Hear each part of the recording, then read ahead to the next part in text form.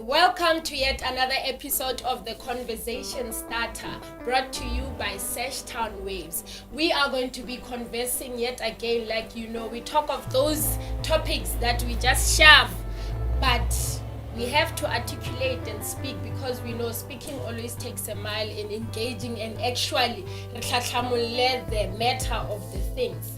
Today we are speaking of one topic that's been raving all over the social media. It's been raving for a while now, but it's high time we discuss deep into it. We'll be talking about gender-based violence and the social effects that it has on people. And today I have a guest who is actually a victim of gender-based violence, and we will be getting a first-hand analogy on what actually happens in the thoughts after this kind of traumatic scenarios happens. And we say gender-based violence, and gender is a broad kind of word, pronoun, noun, but it's broad, and we base it most on women because they are the most people who are affected, and the kids. And sometimes I ask myself if it's because they're vulnerable, or is it because they can't fend for themselves, or like what becomes that energy of actually the perpetrators believing that I'm going to do this and I'm going to win, because your win is like trauma to someone else, and it's actually a whole change of a life and lifestyle to the victim. So today I have Amogelang Boloko. She's one of the victims. So guys, like this is too personal, and it's like we need to really get this stories out to the people so that they can actually understand Ori. But to bafila because we have the analogy tsa rena tsa gonore motho tla ba sharp, motho a ba jwang, but mamohla, let us hold it in as imbokodos and stand firm with all the victims that has been affected with this gender-based violence. After the break, we'll be giving you more on this heartfelt topic.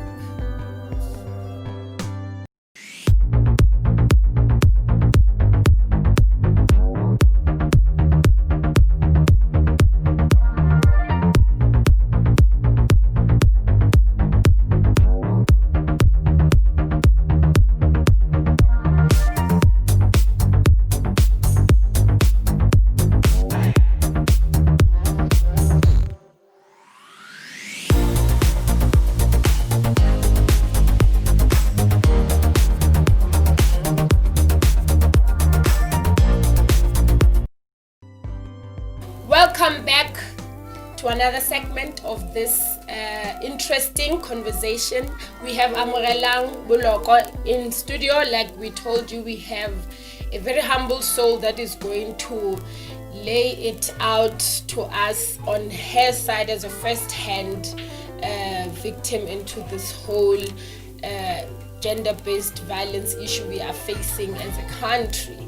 Amogelang Boloko, can you please introduce yourself to the people? Greetings, you all. My name is Amogelang Boloko. I'm from Seshego Zone 3. I'm currently the president of Silence Allows Violence campaign. Let's break the silence, guys. Yes. Oh, Korea, like even in the set, it's quiet. It's Nakijia from the soul within, because what we're sharing today, it's unlikely for one to actually engage with a victim like this, and I can't myself, I'll call it a blessing in a way, because to my research it builds up to actual facts and not actually reading about the things. So Amogelang, can you just please narrate your story to the people? You'd love to. Please, can you share? It was on the 30th November 2018. I was about 16 years old. My friends and I all decided to go to a party since we were done with our examinations. I didn't think that my friends would have it on me. Like, I thought they loved me, actually. Well, I wouldn't say I wasn't drunk. I was, but I would feel what was revolving around me. While we were at the party, obviously it was dark. I wore glasses, as you can see. I went to the bathroom. While I was done doing my business, I didn't see that I was being followed by a grey condo. While I stepped out of the bathroom, I saw a familiar face. So I stepped into the car. I didn't know that those people would have bad intentions. There were about 6 guys in the car. They drove out of the lodge. Well, they took me to the nearest bridge, not far from the lodge. It was at Kasebuli Lodge. We then went to the bridge. Then they pulled me out of the car. Then they started telling me to take off my clothes, pushing me around. Oh, it was painful. It was hurting. And you were only 16. Yes, I was. Yeah, then they knocked me out. They hit me with something on my head. I couldn't see a thing. So you were unconscious? Yes. What? Yeah, they did all those things they did to me.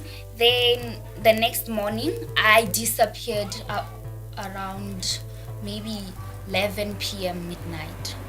Yeah, then after doing what they did to me, they took me back to the lodge and left me by the gate. So some bouncers saw me since, well, they were looking for me all night. Then they took me to the police since, well, they called the police to come and see because I was lost.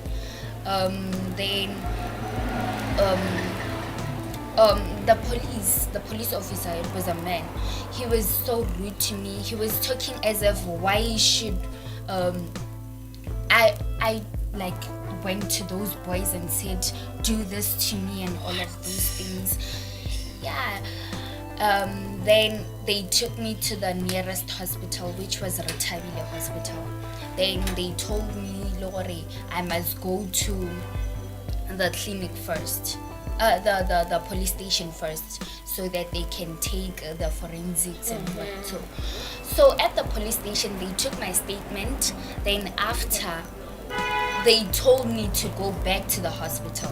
Then they took me, they brought me to Zone 1 Sesho's hospital. Since, well, my mom wasn't around, she was in Tsanini, they called my friend's mother to help with so on. Yeah. Then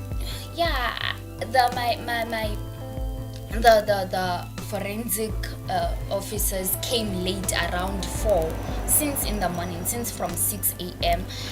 Yeah, they came around 4. Then that's when they took my statement and all of those things. My panty was lost. My trousers were inside out. My bra was torn and everything. It was something else. That's like you are narrating. I'm visualizing it now. I'm a visualizer, so it's cutting in too deep. Are you done telling me the story? Can I let you finish, please? Yes. Then after, when we were at the police station taking the statement, I tend to describe the people who took me out of the lodge. Then the police were saying, Lori, you're just assuming, you don't know those people, and we are not sure. But they saw when the doctors were taking everything, they saw, Lord, this happened to me. And this is a whole official that we need to be going there for security. Yes, and now it's been 1 year, 6 months. And still nothing has been. Yo, Yeah, naki shunned. And you know what's making this insane right now? What you are narrating, I once saw a series, and it goes back to is really what the media is feeding us, turning us into the people that we are being in the society. Because what you're narrating, I can tell you, there's a series I watched, there was a young girl, the very same similar thing happened. She went out to a party with a friend and she was abducted by the friends of the other friends. And it's insane because now I'm asking, how does one depict such a story and goes and does it to someone else? And we have these officials in here who are just on the ledge, like they are also part of the things because they're not helping in anyhow. How do you deny proof from the doctors and you say you are just assuming? I really don't know. I really don't know. Oh my dear one. Like how did that whole scenario, that whole traumatic era in your life change your life? Like, it really did change me. Like, it was something else. Like, I wouldn't have imagined that to happen to me or someone else. I would, when that thing, like, it changed my life. I didn't even want to go to school because I even failed my grade 11 that year. I'm so sorry, man. Yeah, it changed my everything. Then I started, like, I didn't even want to go to school anymore. I just wanted to stay at home, stay indoors, and or maybe like relocate to somewhere. Yeah. Oh man. And your mom coming back, it's like I'm trying to analyze the whole traumatic event to your family, and like the friends where are they in this whole picture when you come back and going to the They all moved. Like, they all like decided, Lori, we no longer want to be your friend. Actually, they blocked me everywhere. So where you most meet them as Yes. friends, that's a cycle of friendship and they all go away. Hence you feel like it was all planned. Yes, it was all planned and executed well. And you are such a brave young woman, because you were 16 and the kind of energy you are speaking with now and the courage that it should have really changed your, oh my gosh, Amogelang, I'm shunned as a big sister. And after the break we will continue with the session. Thank you.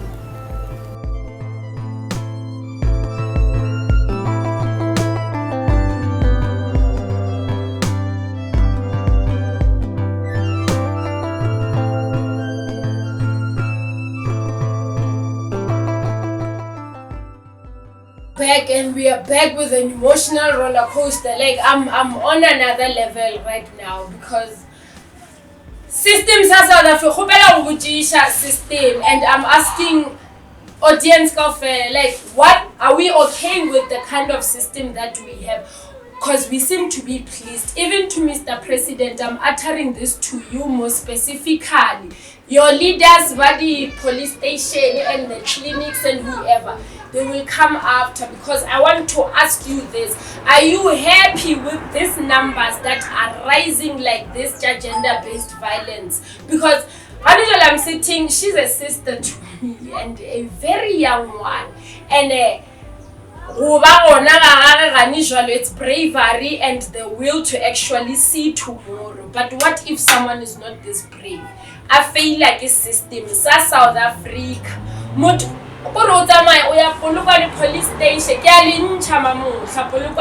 police station. You know this girl for sure. She's been there. What's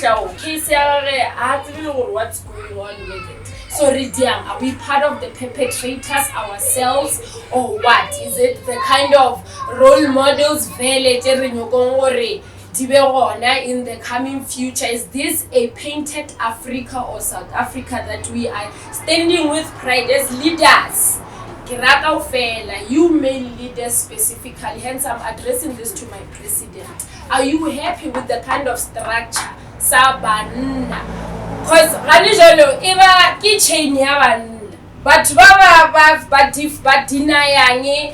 but victim assurance such people are taken to the tronco or they serve what they did.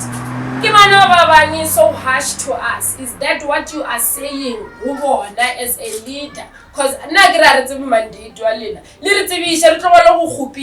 to this extent, and what again is hurtful, Sergeant Mpe, the person who has her case, and as a woman, as a mother, as a whole mother, how do you say to a young girl like she is, she's assuming or what happened? How do you put yourself in such a traumatic state of mind at the age of 16 years old, and you deny yourself a whole lot of things and you tell her she's assuming? You are the kind of people who are allowing such kind of violence to continue, and you are actually making it trend like it's something that we have to be flaunting. We're even proud of raising the percentage each and every year. Mr. President, please deal with your system. We are dying as young women. We are dying as mothers because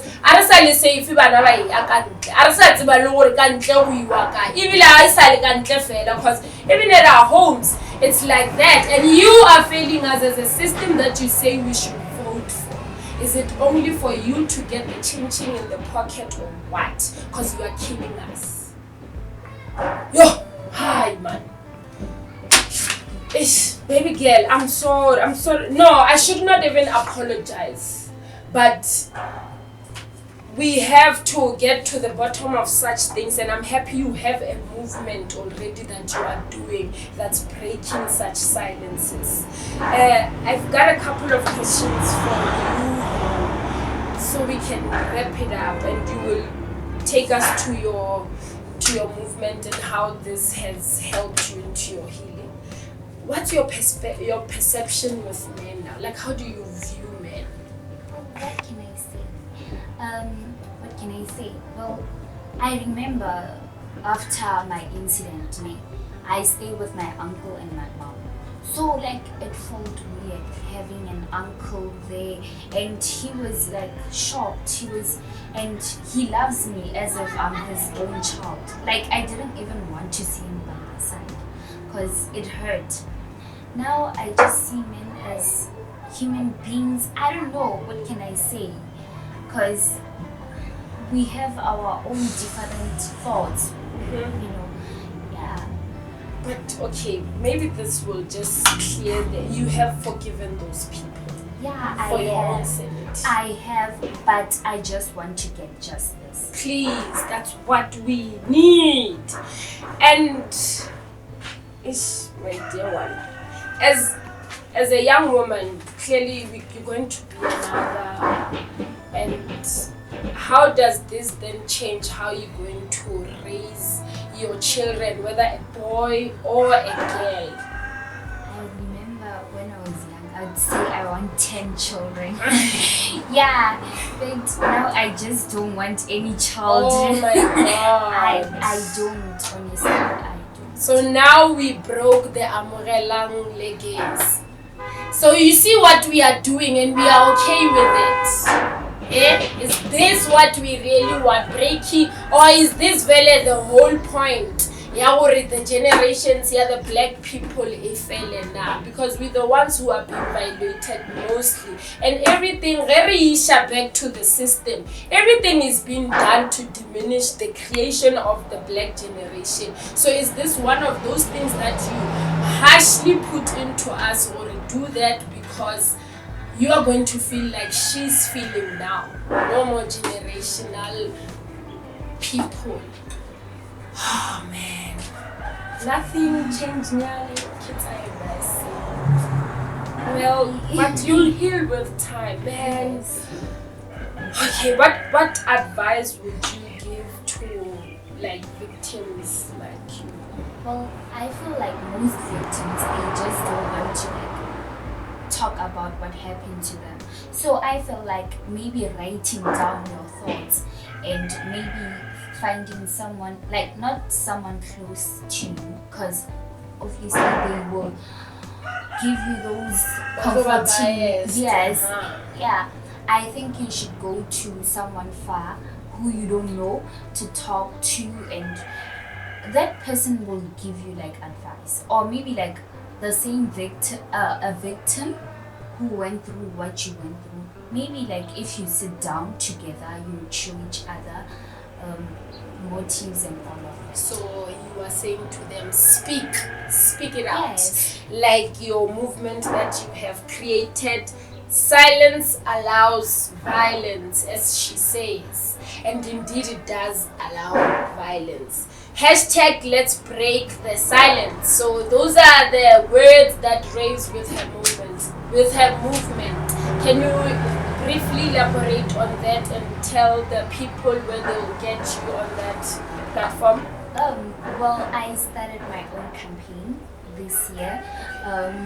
The campaign is all about raising awareness and getting justice and helping those who are unable to like come out, like young children, because I can see that most people who are raped and violated nowadays are young, and even men, they do go through gender-based violence. It's just that they don't talk about it. They tend to like maybe come up with suicidal thoughts, or maybe like abuse their children and all of that. So I feel like talking about your problems will help.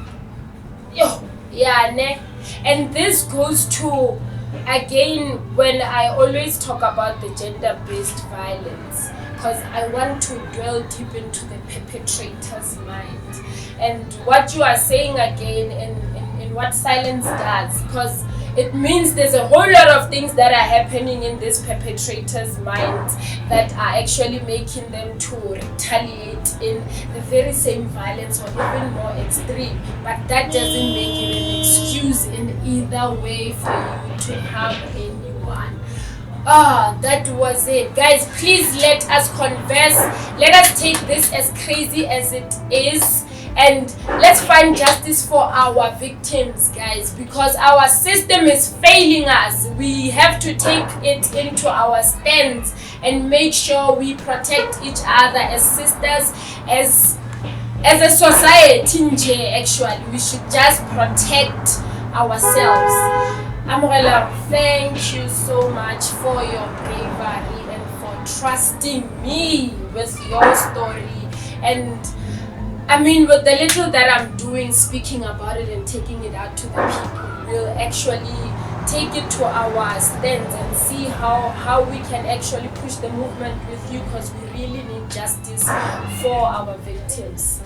Man, may the divine power bless you and keep on encouraging you like you are being brave, because I mean, our journeys are always made from our falls. So I'm happy that this fall made you this brave woman, and keep on braving up.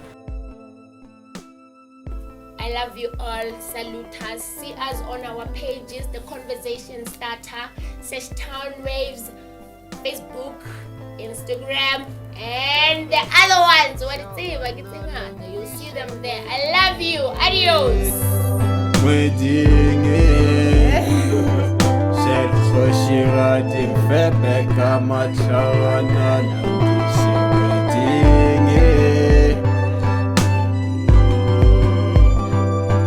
Dark-skinned, chocolate shades, melanin dripping, sun-kissed glow on the color of the grounds where I am from. Birthed with birth genes, a queen, a woman, a